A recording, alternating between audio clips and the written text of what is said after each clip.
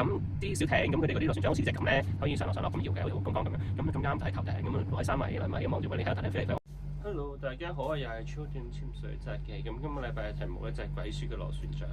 咁其實咧同上一期咧我哋講緊呢個岸潛要留神咧係有關係嘅，因為上一次都講咗好多篇幅關於喺水面嘅一啲危險物啦、螺旋槳啦、船啦、小艇啦。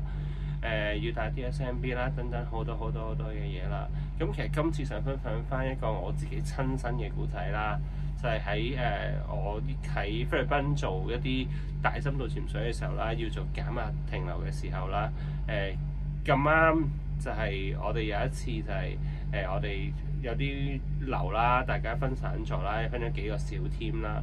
咁然後我哋可能喺6米嘅時候就已經要做我哋嘅，即係喺6米嘅時候，我哋就其中一 part 嘅減壓停留啦，轉咗做順氧啦。咁然後我哋打 DSMB 啊，然後繼續停喺度幾分鐘啊。咁呢個時間其實我哋第一樣 DSMB 其實上面船家啊、DM 啊佢哋睇到就會衝埋嚟㗎啦，即係揸船啦，當然係講緊，咁就會準備接我哋。而我哋嗰次咧就係6米打完咁啊3米，咁然後啲船就已經到啦。咁但係咧，因為我哋3米上嘅時候咧係慢慢上啦，同埋菲律賓啲水好淺咁啊，sorry 唔係淺啊，好清啊。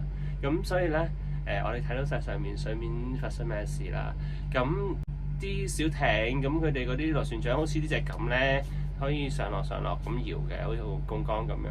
咁啱就喺頭頂，咁啊落喺3米2米咁望住，喂，你喺個頭頂飛嚟飛去，我唔敢上，咁繼續 keep 住喺下面唔上啦。咁樣游開咗，我咪上，突個頭出嚟，然後就嗌，喂，我到啦，你唔好走埋嚟啊！咁因為真係危險嘅，你睇住個螺旋槳。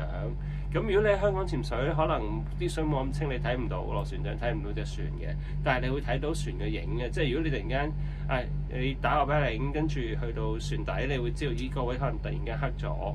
咁你就唔該自己游翻開少少，唔好喺個船底上啦，因為隨時個螺旋槳喐，咁你都有啲危險啦。咁故事分享到呢度，其實就係想大家小心啲，每次升水記住打 DSMB 之後，都係要去到水面之前，即係望清楚周圍，聽清楚周圍有冇危險，然後先至真係升水。咁今日就到呢度，咁啊歡迎大家繼續收睇，咁 YouTube、Facebook、IG 繼續會出片嘅，歡迎大家 like、subscribe、follow 同埋 share。拜拜。